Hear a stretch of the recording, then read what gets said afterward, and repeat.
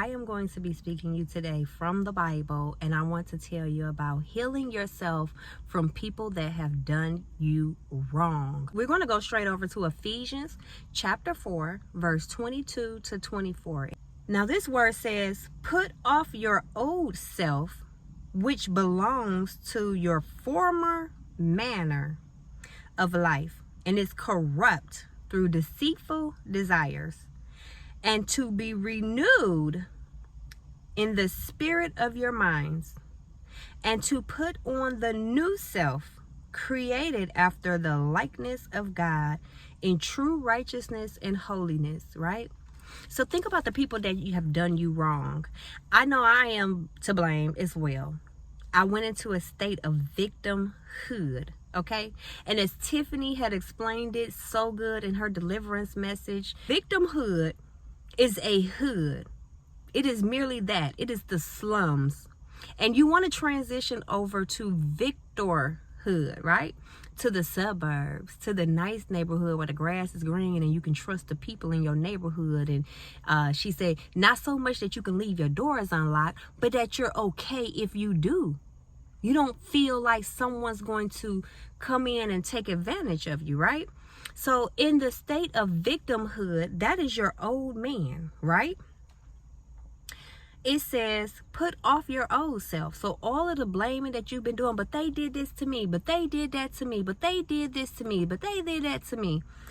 Do away with that, because that is the old man. And of course they have done it to you, but it's bigger than you. God has such a great purpose for the situations that you have went through, that he knew that somebody else was going to need the word that is on the inside of you on how to overcome that situation.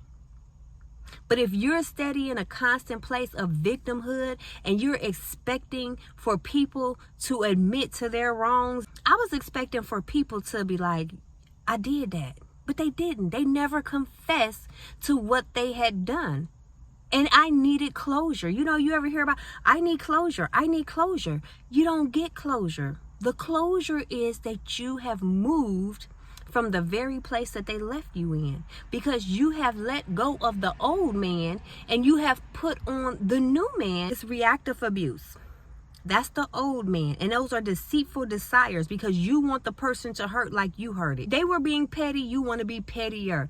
Those are old deceitful desires that doesn't do anything but cause you to go down the wrong path. It says, be renewed in the spirit of your mind, and to put on the new self, created after the likeness of God, right? God not petty.